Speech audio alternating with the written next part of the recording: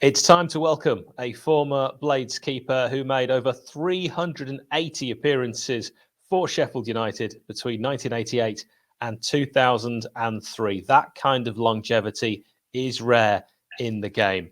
Originally from down south, but like so many, he fell in love with the north and specifically Sheffield. I'm really pleased to give a Sheff United Way welcome to Simon Tracey. How are you doing today? I'm very well, thank you. You okay, guys? Yeah, absolutely fantastic. Yeah. I just want to say, before we get into this, Simon, that you were the first person I ever had on a football shirt because I wanted to be a goalkeeper when I was younger. And I had Tracey on my back. And my first manager said, "Oh, is that your bird that you've got on your back?"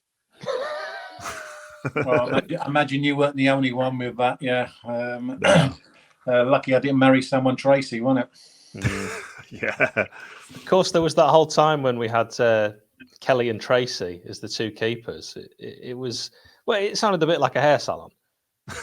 Well, to be fair, look, I think over the years, I think United have had their fair share of very good goalkeepers, to be fair.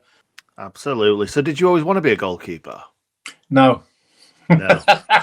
Does anyone ever just want to be a goalkeeper? No, look, at school, no one wanted to be a goalkeeper in the primary school, did they? Everyone wanted to have as many touches as they can. Everyone wanted to be amongst it and either being in the midfield or as a centre forward, scoring, getting the glory and scoring the goals. I was no different. When I was at school, I was one of those in midfield, just didn't run, or I did just stay in the circle. That's all I did. Wow, that's so weird because I actually did want to be a goalkeeper when I was younger. And I got kicked out of the goal because the manager's nephew was big and fat. So they put him in the goal and I came out and I never played in the goal again. So, well, yeah, mine was slightly different. Mine was that we didn't have a goalkeeper one weekend and I put my hand up. Yep, I'll go in goal. And after that, I stayed in ever since. How did you perform in that game then? I'm guessing really well. Well, I've done probably better than what I expected. But most of all, at that age, I was around just gone 11, coming up to 11, 12. I thoroughly enjoyed it, and that was the main thing about it then. So that was that was the start of me. To be fair, that was the start of my career.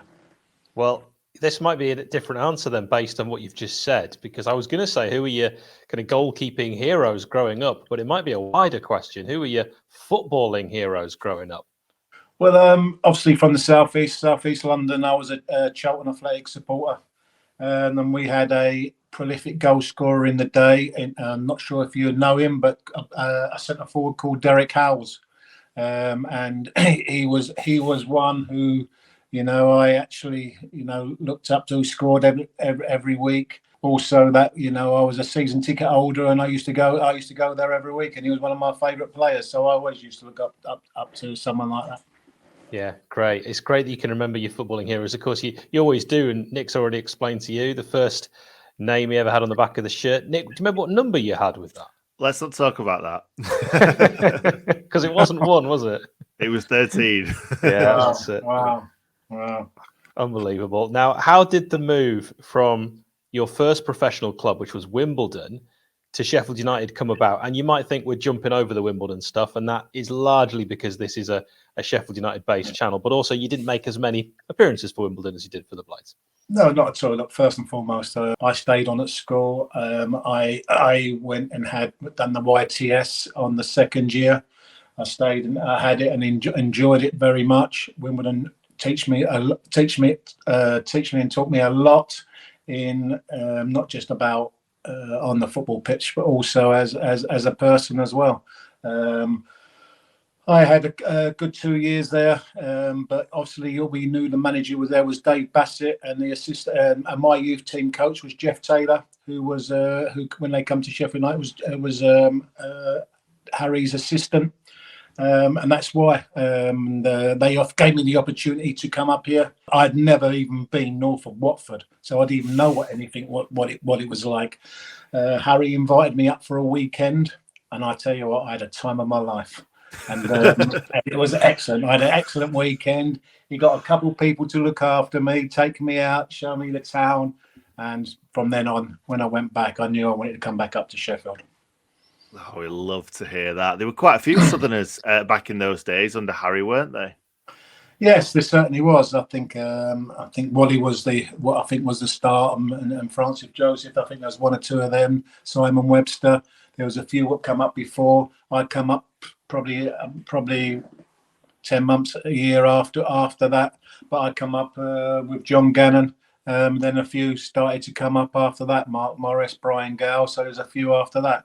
Yeah, look, and I must admit the few what did come up, they still live up here. Know what a great place Sheffield is. Enjoy the town, enjoy the people up here. Don't really want to go back down to the rat race down London. Couldn't afford it anyway. No, once you've lived up north for a little bit, it's quite difficult to afford to live down there, I guess. Do you still live in Sheffield then, Simon? Yeah, I certainly do. I live in Sheffield. I married a Sheffield girl. My two kids are from Sheffield, so all my roots are here now. I've lived more in Sheffield than I ever did in London. I come up here. I come up here in my late teens, 19, and I've obviously been up here ever since. I've thoroughly enjoyed it, by the way. Good. Oh, fantastic! Yeah. So when you first signed for the Blades, do you remember what your transfer fee was? Yeah, we went to. It was a big thing at the time in respect of that.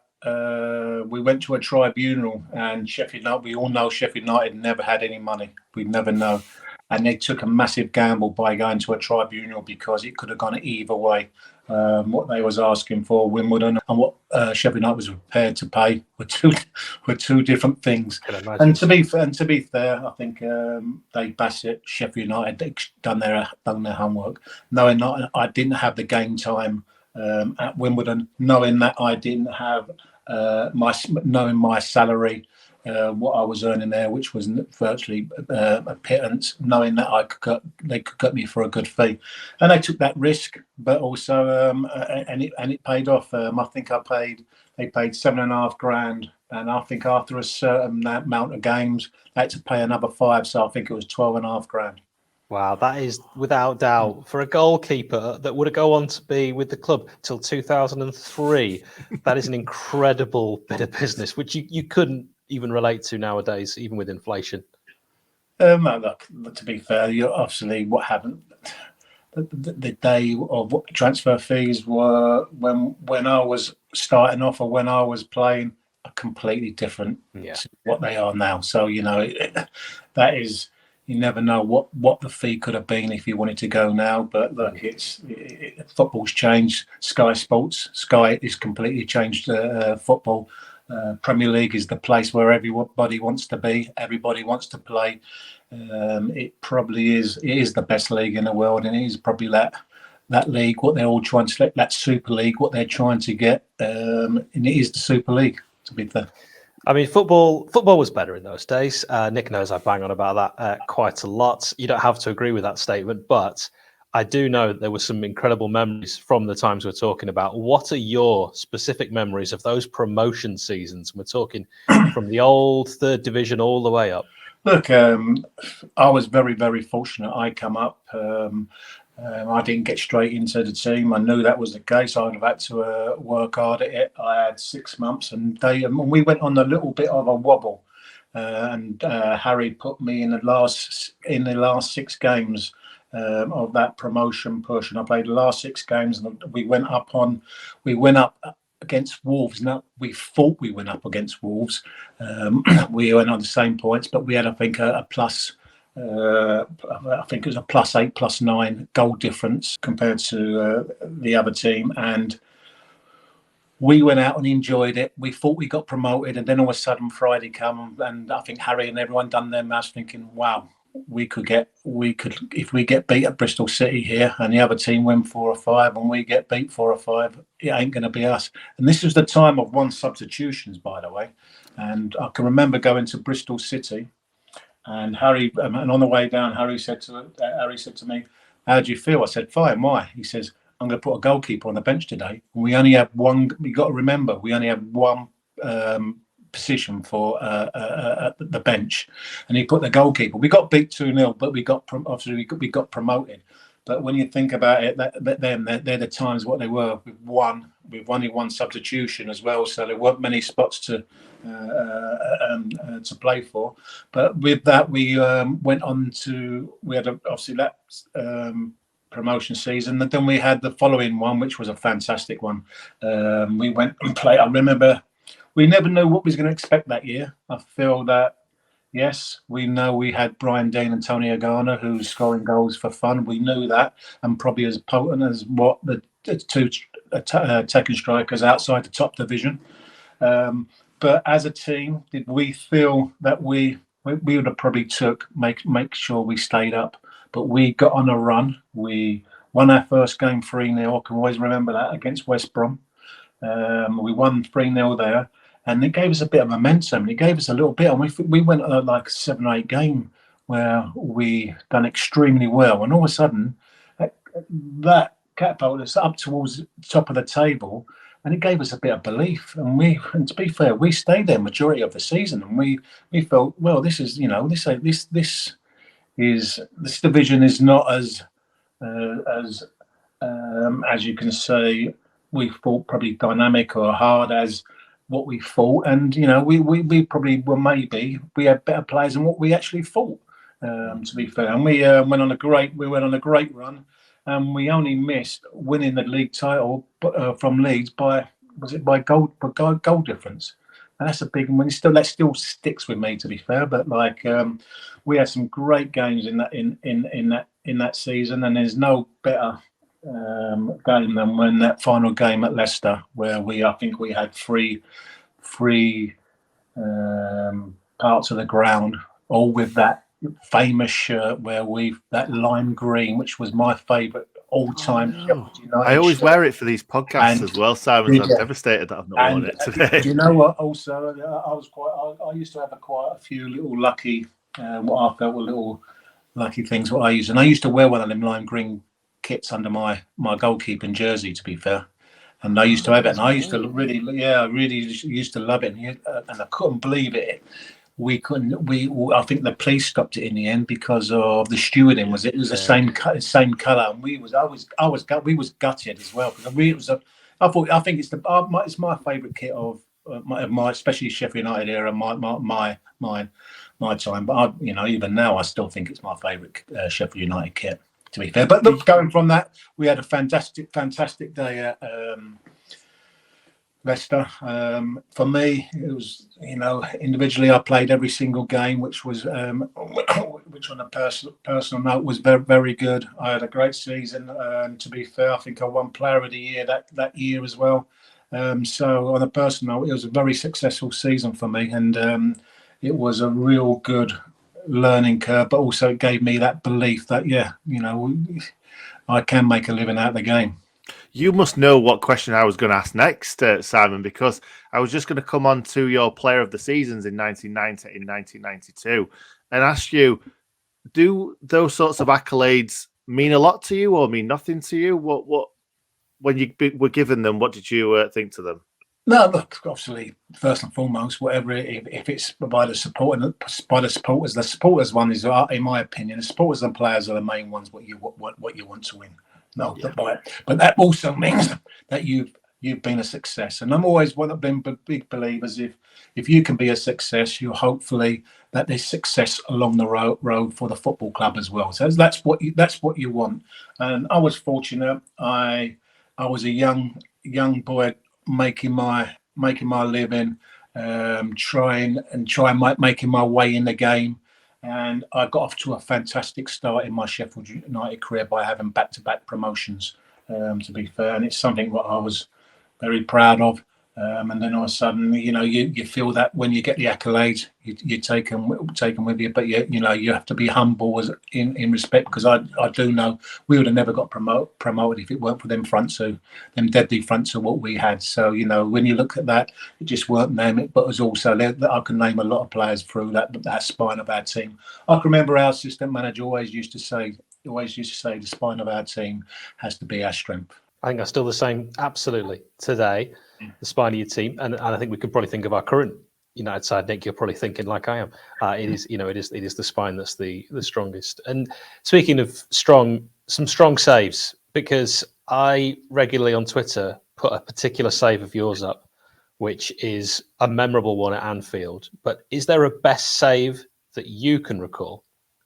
No, look, obviously when it happens at those big clubs, it's when it happens in front of the cop, when it happens, and when not just get in front of a cop, you get applauded for it, and you think, wow, that's when something, walking out of the cop, walking out of Old Trafford, it used to make your hairs stand up. And to be fair, when you used to have an adrenaline rush every time of them sort of games, but they're making those saves as well.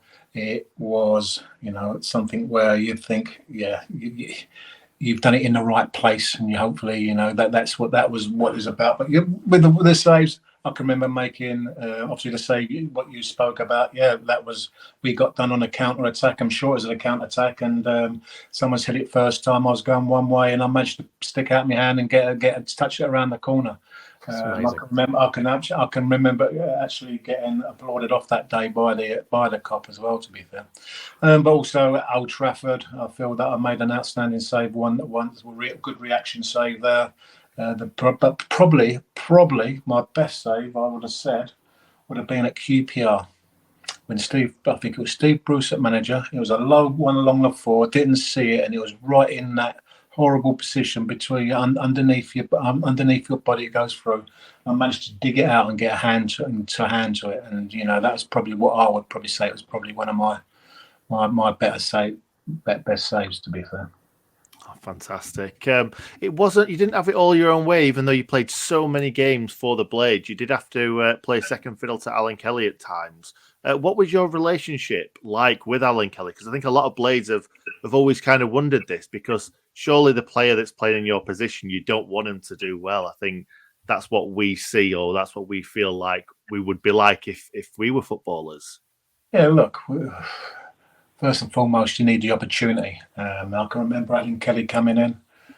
He got his opportunity, and I can remember, I remember it to this day, that we was playing Sheffield Wednesday in a derby, and we came in for extra. Me and Alan come in for extra training.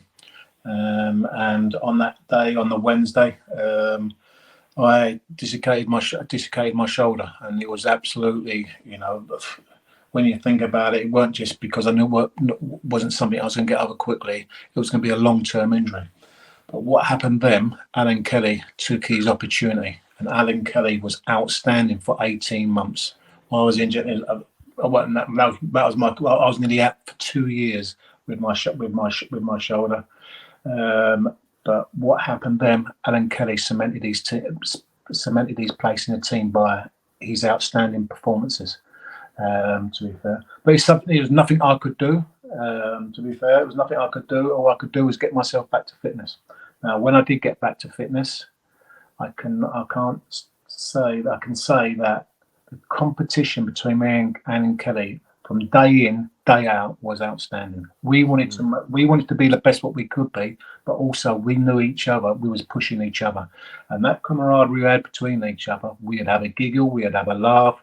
But when the training was come, we were seriously with the goalkeeping coach. Me and Alan, we had a goalkeeping coach called Mike Kelly, and he used to come in twice a week. And sometimes he used to come in on our days off, and we got asked by Harry, do you want to come in? It was never a no, because we know how good the goalkeeping coach was, but also we know what frame of mind that goalkeeping coach would put us in for the following day, whether it's a game or whether it's for training. But the competition between me and Alan Kelly was outstanding. And to be fair, we knew if one of us had got injured, if that person got that opportunity, you'd probably have to wait for him to get injured. But that was the competition we had. And we knew at some stage it had to go. I never forget the conversation Howard Kendall had with us. He called both of us in and said, I've got to sell one of you. One of you's got to go. And I know I didn't want to go, because I've been up here now for probably around 7, 8, 9 years. I knew I was near a testimonial time. And I don't think Alan Kelly wanted to go, but we knew that one of us wanted to go. And at the end of the day, there was someone who came in for me, and Bassett came in for me when he went back to Palace. He came in for me, and I went to talk to him. I remember at the start of the season, I went to talk to Crystal Palace just to see, did I want to go back to London? Not really. I still had my roots down there in respect of I had my family down there, my mum and dad, who put me on a platform for me to be a professional footballer, because what they gave me was probably, financially, they gave me everything I want, what I needed, either that was for travelling to football matches or whether it was my equipment, whether my boots. It was always something that they always made sure I had. Now, going back there, yes, but I'd been in Sheffield for like 9 years, and I really wanted to stay here, to be fair. But I went down, spoke to them, and I'll be honest with you, and it was one of those where I wasn't going to get bullied into the move, and we didn't agree financially.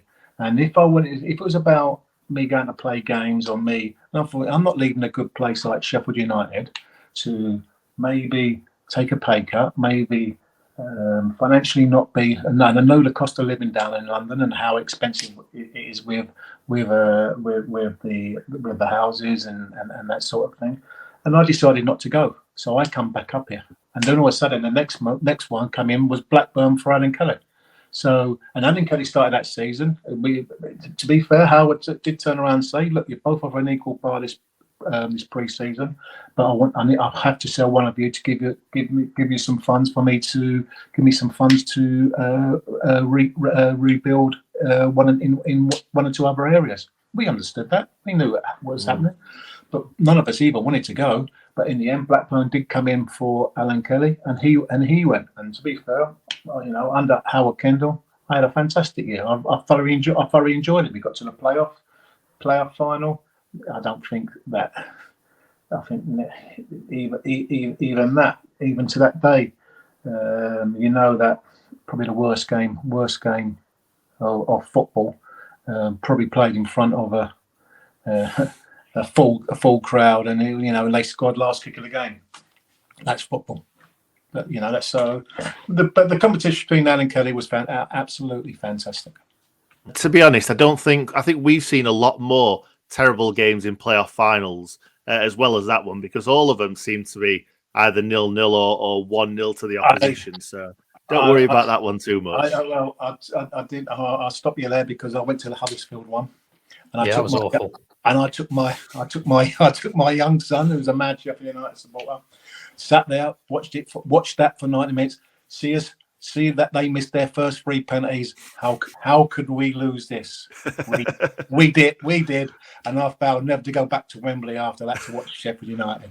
My dad said the same thing, and he's stuck to it. Is he? I probably won't. I'll probably change. Don't worry about that. Oh yeah, if we get back to Wembley anytime, I'll be there. Yeah. You mentioned earlier on about shirts and what's your favourite shirt and things like that. Do you own any Sheffield United shirts, whether they be outfield shirts or some of your old goalkeeping shirts still? Yes, look, obviously I had a testimonial, so around that time I was quite cute, quite bright, because I wanted to get as many shirts as I can. Obviously to actually, even put in an auction or give us a prize or something like that. So I collected. I had a few of mine. My promotion shirts. To be fair, I had Brian Dean's, the white one. Can you remember the white away quick kit we had? Yeah, the white away kit. Yeah, number 10. I had Brian Dean 10 on the back of that as well. Yeah, I had Brian Dean's. I had, and 𝗏𝗂𝗏𝗶 never ever won't forgive me for it, is that we played Sheffield Wednesday I think it was the 100th derby. He told us this on this podcast when we spoke to him. He did. In the 100th derby, and I don't think he wasn't Sheffield. I'm not from Sheffield, but I'm a Sheffield. I am a Sheffielder, really, in respect of that, knowing things and knowing how much it meant for the Sheffield people, what the derbies was like. And on that, I said to him, "Can I have your shirt after the game? Can you sign it?" I didn't tell him it was the 100th derby. Never told him anything like that. He knows now. Yeah, I know. And he actually signed it after the game. We won. I think we won. We won the game. I think as well. 2-1. Yeah, 2-1. We won the game. And afterwards, I put it in an auction on my testimonial. And I got quite a bit for it, and he found I think he actually bought it back off someone. He did. Yeah. He's never forgiven me for that, by the way. By the way, I think I was at your testimonial. Was it against Middlesbrough? Yes, it was. Yeah. Why did you choose Middlesbrough? First and foremost, I think it was a hard because, first of all, tried to get Leeds. You didn't want Charlton Athletic? No, it's too far. No. First of all, I wanted a local club. Okay. I wanted to play as many as in front of what I can. I tried Rangers. I tried Leeds United. Well, that's definitely local Rangers. Please, but in respect of how many they would bring, and they would have filled out, and then I tried Leeds United, but the police wouldn't pass it. So with that, it was just making sure that we had because it was the start of the season. It was the week before. Neil Warnock wanted a fixture that he felt he could get something out of as well. And Middlesbrough was excellent. They had a strong team, and they come, and it was good. Steve McLaren was the manager of them. Gareth Southgate was their captain. I don't forget that either. Like, in respect of that, that was excellent. It was a tremendous game as well, because it was actually, sometimes testimonials aren't the best game. That was a proper game of football. I think it was 5 goals. Yeah, I think it's 3-2. We got beat 3-2. Yeah, proper game of football. Now, what about when we talk about non-testimonial matches? Your best moment as a Blade? My best moment? Good question. Probably, first and foremost, I was extremely proud of doing a Sheffield derby double in that where we went. Look, we played a team. We played a team that was full of internationals. Sheffield Wednesday. When you put them on paper and you saw the players on there, they was full of internationals. It was a mismatch on paper. I remember that year. I think they lost the title by 7 points. We took 6 points off them that year, and it was fantastic in respect of that, because we went to. I can remember the first game of Sleepy in Bramble Lane when we won 2-0. No one expected it, but then going back to Hillsborough, where everyone expected us to get a bit of a higher than. We didn't just go, and I think we won in style that day as well. Yeah, we did. And it was well deserved. But when you think about, I can never forget that when we at the end of the match turning around, and we had that whole away end, and I think we had 8,000 there. We had the corners and that, and obviously, I think it was that was my favourite kit. I was there, and you could see majority of it there as well, the red and white. What an atmosphere! It took me a long time to come down from that afterwards. So that would probably be one of my best times in a Sheffield derby for Sheffield United. Fantastic. Now we've just talking about some really, really great things, and now we're going to bring you down a little bit here, unfortunately. What was your lowest moment as a Blade? My lowest moment, there's two to be fair. The relegation, when we was at Chelsea. I don't think when you go and at no time did we think, apart from the last minute, I don't think we was ever relegated.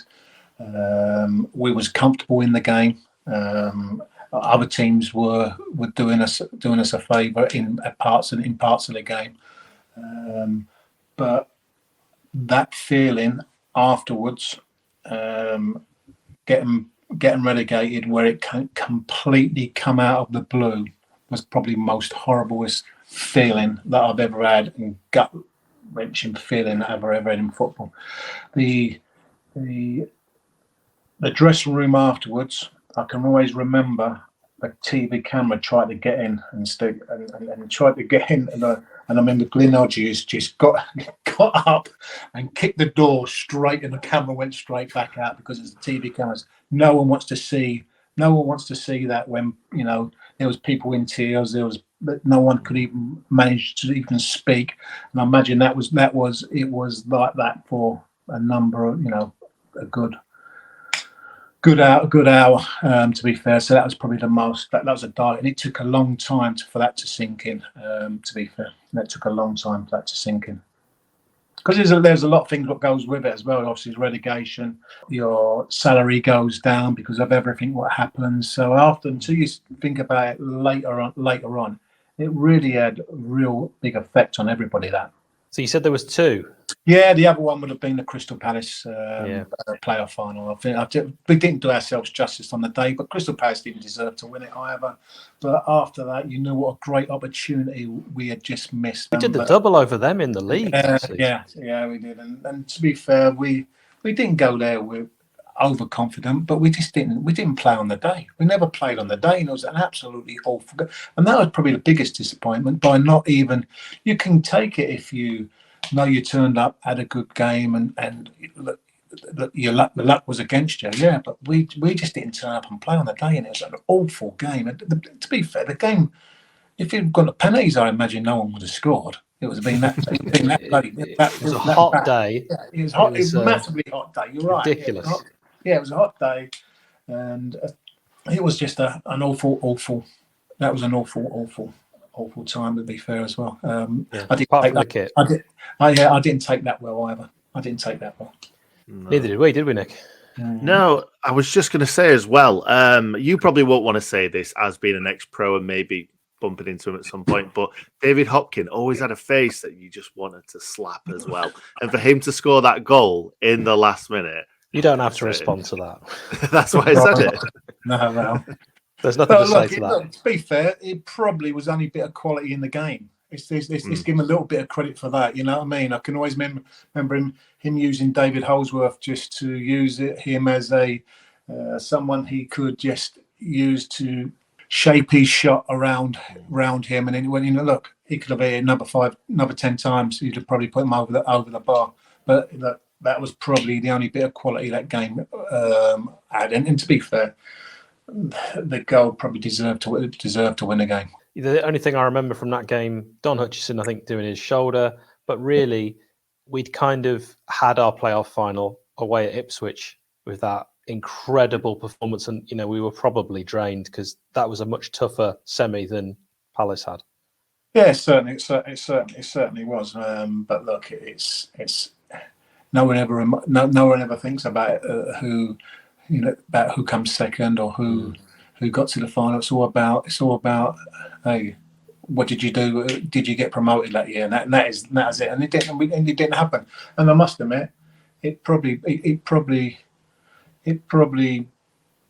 took us a long time to recover, because I don't think we did recover. Was it the following year when we sold Dean and 𝗬𝗏𝗏? 𝗬𝗏𝗏. Well, I can never forget that, and that was probably a sad day when I can remember that, because we was extremely confident of getting promotion that year. We was doing extremely well. I think we just had a little bit of a hiccup where I think we drew 3 games on the trot, which ain't a bad thing, but we didn't get beat, but we drew 3 games. And then out of the blue, you saw what happened there, and you think, okay, if you sell one of them and try and bring someone else in, fine. But to sell both of them on the same day, I think that finished a lot of Sheffield United supporters off. You only had, just in that November, Carl Tyler, Don Hutchison, Mitch Ward, Nick and I were talking about this recently as well. Dane Whitehouse getting injured, and Dean and 𝗬𝗏𝗏, all at roughly the same time. That's the key parts of the side gone. Yeah.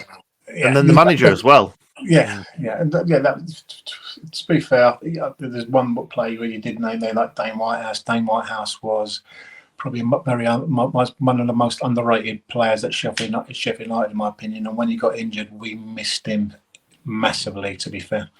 And to be fair, because he was a lad breaking through, and I think, I think at that time he was a Sheffield United nut through and through. He probably could have started to get one or two inquiring about him as well, and that injury just come at the wrong time for him, not just for professionally, but also for us as well, because he was someone who was a big player in our team at the time. Yeah, what a great guy as well. Who was we're talking at the moment, this sort of period, I think, was Howard, Kendall and Spackman kind of time. But who was your favourite Blades boss to play under? Look, I was for 14 years, for 14, 15 years I was there. I had one manager, 𝗍𝗿𝗃𝗃, who took me there and took me up, and I had 7.5 years. So I had half of my Sheffield United time played under him. Had fantastic times there with him. We played a brand of football which was up and at 'em, put the ball in the opposition's half, play at a high tempo. We had to be fitter in the opposition.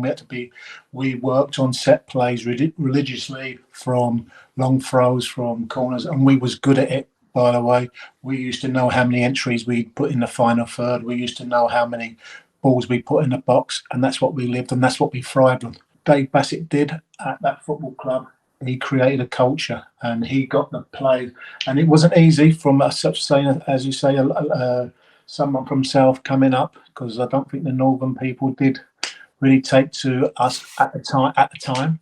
But what 𝗍𝗿𝗃𝗃 did do, he connected the supporters, the office staff, the players, and the coaching staff as one. And I can remember we used to go in every day, every morning. And when I say that we used to go in early, not because the banter was that good. The players used to get on. I come up from London, and these had to be my friends. These had to be my mates, because I knew no one else. So these players who I was playing with, or this, had to be my mates as well. And that's what a lot of people had to do. A lot who came up from London as well. And the Sheffield people, the Sheffield lads, what was there at the time. Obviously, we used to go like Carl Bradshaw, Dane Whitehouse, Mitch Ward, Matt Dickens, Chris Wilder. They made us welcome, to be fair. We used to have them little battles on a Friday, north, east, south, and we used to love it. And I can tell you now how competitive that used to get was fantastic. I tell you, sometimes that had to get stopped on a Friday. It used to be 10 minutes. It had to get stopped. We was playing on a Saturday, but it was good. It was competitive. But look, so for answering your question, it probably would have been 𝗍𝗿𝗃𝗃, because he connected everybody together. He made the club what it was going forward. It was a sad day when he left. I think it was when McDonald came in. But look, we probably underachieving as well as players, as a club, in his later stages of his time there. But first 5-6 years, he put that club on, and that club went, and then supporters went on the journey, and it was a fantastic time at that football club. And I think it was a lot of, he put that word proud of being being associated with that football club. And to be fair, so you'd have to be the manager what had a big effect on me at Sheffield United. Yeah, we've not had many managers that have made us proud to be Blades. Certainly Chris Wilder recently, 𝗍𝗿𝗃𝗃, Neil Warnock for a time. But yeah, he certainly was a fantastic manager. Going back on to talking about you though, and there was murmurings of possibly an England call-up. What happened with that? Look, to be fair, there was an opportunity for, first and foremost, the Republic of Ireland was looking into, and I met them, to be fair. And there was at the time they thought there was an opportunity that I could be through my great grandmother. To be fair, it didn't happen. It didn't happen because it couldn't go that far back, so it didn't happen. Are you saying we'd have had Republic of Ireland choosing between Kelly and Tracey? Well, no, Sheffield United choosing. I can remember meeting Morris Setters after one game, and yes, we had a conversation, but it didn't happen. And 𝗍𝗿𝗃𝗃 and I can remember 𝗍𝗿𝗃𝗃 pulling me into his office, and he said, "Look, obviously the Republic of Ireland," he says, "but I feel you've got a good opportunity." He said, I wouldn't go down that route. I'd wait. And he tried to push me down, wait for the England. And I did get an England call up, and it was it was a week, and I got the letter, and it was to be on the standby, England, to be fair. And that was the week I dislocated my shoulder. So sliding doors. So like it was. I had I had the Sheffield derby to look forward to. I had maybe an England call up to look forward to, and then all of a sudden that just takes it when I dislocated my shoulder. So obviously that was. I remember Jeff Taylor pulling me in, so I've got the letter here. Showed me the letter. To be fair, so look, we've had a letter. Yeah, but it never happened, and I got injured. So wow, it could have been so that's life. That's life, isn't it? I could have and that's football. That's football. When you talk about injuries, I had my fair share of injuries. When you put them all together, I was out of the game nearly 5 years. When you look at put my injuries out, so incredible that you made so many appearances when you did have 5 years out of the game. There must have been some people to keep your spirits up. Who were your pals during your time at United? Look, I was very fortunate. Like I was lucky. We had a great. Even to the. I remember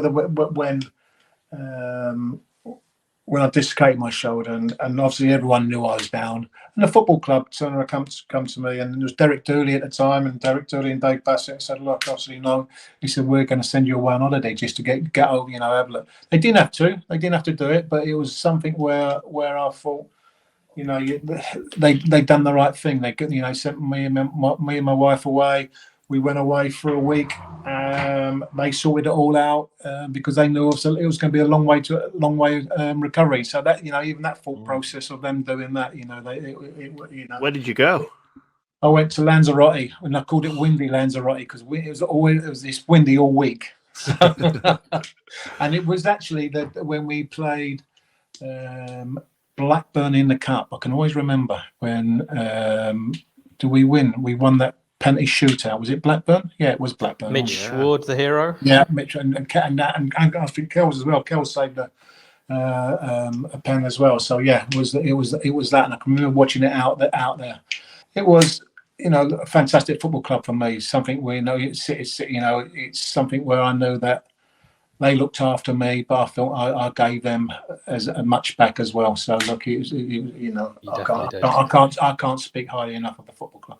To answer your question, look, with that, I had, to be honest with you, I had John Gannon come up with from London, who was at Wimbledon. We was apprentices together at Wimbledon. I can remember when we first come up, me and him stayed in Salter Lane, and we had a B&B, and we had a fantastic house, and we stayed in there for 6 months. And it was fantastic. We loved it. We enjoyed it so much there, to be fair. And so he was one of mine. And then with Paul Beasley. Paul Beasley coming from Liverpool. We was quite close together. We got married, and we was each other's best man. We went. Sorry. No, sorry. I know what Hal were thinking then.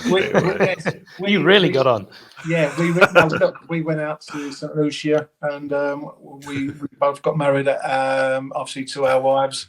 Out there. Simon, we love an exclusive on this channel, but I wasn't expecting that. No, obviously, so I was very fortunate, very lucky that I had a lot of people who come up from London or from other. But as I said before, the players were our best mates. We were best mates together because that's who we were. That's who at that time we had to be. So, was there anyone that you didn't get on with? Not particularly. There's a few probably didn't get on with me. I didn't like me. I was one of those moaning people. Don't worry about that. But Simon. Right, we've heard from a lot of people that you're a bit miserable. And do you know what? Yeah. I've not seen any of that in this interview. There's been no evidence of that whatsoever. No evidence. I had to be miserable behind some of these players wanting to play. That's what I say to them. Rob Kozlak would have been one of them. Don't worry about that. Lee Sanford would have been another one. Oh, Lee Morris actually mentioned you in the interview that we had. Curtis Woodhouse, yeah. Yeah. My dad, I remember we were, I think it was Grimsby away, and he was saying, listen to Tracey, listen to what he's saying to Roger Nielsen. And I was quite young, and I thought, you must have hated Roger. But actually, that would have just been you giving him instructions, in your way. But was that just on the pitch? Yeah, look, that's on the pitch. No, on the pitch, you had to be loud and make sure you got your point across. There's a way to get. There's always a way to get it across. You've got to affect people. You have to affect people. You want to affect people on the football pitch. If you don't affect people on the football pitch, what's the point of talking? So that's what that was my job. That organisation. The less I had to do, the more I organised. How I saw it, the more I organised, the less I had to do. That was my philosophy in respect of that. I didn't want shots. I didn't want back passes. I didn't want things like that. If I was underworked, fantastic. I've done my job. And that's about organising my back four or back five or what it might be. For me to organise, I had to make sure that I was loud and clear in my instruction. Yeah, absolutely. And you mentioned injuries. So my next question: why call it a day when you eventually did decide to retire? Because of course, goalkeepers, we've seen Neville Southall, you can go on longer. The game today and the game when we played are on two different levels. The dynamics of the game today is unbelievable. Everybody's looking for their margins, 1% margins, and everybody's looking for that, and they add up and they add up and they add up, and every year after year, they're trying to gain them little 1%. And to be fair, they get bigger and bigger all the time. The game's quickened up massively from now. I can remember. And I was in middle of my career when the back pass rule come into play. Now, at the time, I thought it's the most ridiculous rule out there, whatever happened in football. At a later stage, later on down the line, it's the best decision, best rule was ever happened. What happened is goalkeepers out there who wasn't conducive to be able to play with their ball with their feet, because we never used to do that. In training, we had goalkeepers with our hands. Now, in training, there'll be practices put on them. When they'll be joining in the outfield playing. There'll be rondos where they can just play with their feet. There'll be lots of things what they can do and what's improve them. But we was put in halfway through. I was put in halfway through that rule, but what come out, and all of a sudden you had to be technically good with your feet. You had to be a sweeper. Yeah. So really, it only started from, in my opinion, the goalkeepers what were improving when they come through the academies, because that's how they come through the academies, playing with the ball at their feet. So we had to change. Even the best ones, David Seamans at the time, Schmeichels, look, none of them could have played like this. What they did, they playing in all the thirds of the football pitch. No chance. But if we'd have gone through that academy, or the academies what had done that, knew that rule coming out, fine. But because it was such a big shock and a big change, it hurt us. It hurt us, to be fair. The keepers, and that was the big rule what come out. And I think it's been the best rule in football, if I'm honest. I think it's been massively the best. Very honest of you. Yeah. I think it's never helped my career. The back pass rule never helped. I can promise you, it never helped mine. Like you asked 𝗍𝗿𝗶𝗲, you asked that ball boy at Tottenham when he sold me the dummy. When I tried to, that come from a back pass. So look, it's there's a lot of changes what happened, but for me that was probably the best change in circumstances of best for football. The actual state of the game now, obviously so much higher wages, so much more money in football, but it's a lot. I think the pace of the game is so much more now. When I was at Sheffield United, when we was winning and we knew we was winning the game, we knew how to slow the game down. Why? Because it was in my hands. All of a sudden, you knew you could. Everybody would get up. One of the fullbacks would come back. All of a sudden, you throw the ball back. All of a sudden, you waste a few minutes because he'll stand on it, and all of a sudden, he'll pass it back, and you could pick it up. And that's what. And when you think about entertainment, and what we used to get away with trying to manage games to win games, wow, that's how much it's changed nowadays. When you see that, I would hate to watch a video of the tempo of our games 30 years ago until what it is now. It would have been good. That would be good to watch. Yeah, it's funny that earlier on Hal alluded to the fact that football was better back then, but that's certainly one thing that's improved, hasn't it? Certainly has, yeah. Yeah, 100%. Sorry, my seat's just gone down. Yes, yeah, certainly has. I think the tempo of the game is fantastic. I enjoy watching it. Yeah, obviously, even Sheffield United now, you see the tempo they want to play at. Fantastic. Yeah, but to defend myself, you ask anyone my kind of age, the best World Cup, they'll say Italia 90. They won't say the most recent World Cup. Because actually it's your formative years that when you get into something that you always think are the best, even if realistically they're probably not. Yeah, but even with the Italia 90, I imagine, my favourite, I never forget the one where was it Argentina, France? It's because of the atmospheres out there. They was full, and there's always something what you remembered them World Cups for.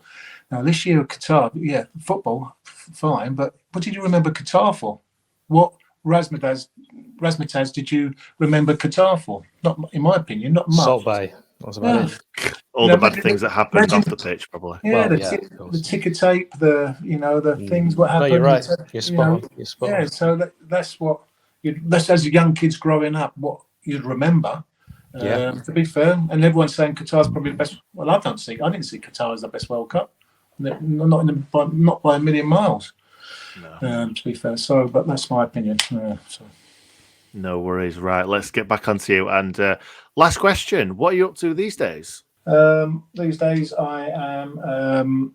My job is a European lead scout for Brentford.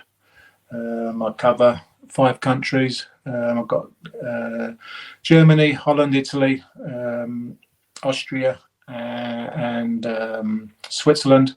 They're my 5, so I'm part of their recruitment team down there. So it's a lot of work. It's very enjoyable. It's fairly intense as well, but also knowing that I'm going out and see different parts of the country, different parts of the world, different part of the country, and also being part of a successful football club are very ambitious in the transfer market. You must be good at that because they have recruited very well. Yeah, to be fair, I think the 3 things, in my opinion, what I'll put Brentford for, it would be their recruitment, their development and coaching, and the culture they create, the values what they have. To be fair, so that's a big part of that football club. They've got a very ambitious owner. Makes the club sustainable. The club is sustainable of that. They're not about knee-jerk reactions in short-term recruitment. They might have to be reactive in that part, but they're all about medium to long-term recruitment. They're all about value for money. They're all about buying and bringing young, hungry players in to maximise them by development and coaching. And that's what it's good. And I'm part of a team which I feel really is strong in the Premier League. That is great to hear, Simon Tracey. Thank you so much for taking the time out to talk to us. We wish you nothing but the best going forward, and thank you genuinely so much for the memories. No problem. I thoroughly enjoyed it. Thoroughly enjoyed Sheffield United, and still thoroughly do. Good. Top man. Thank you so much. Yes, no problem. Thank you.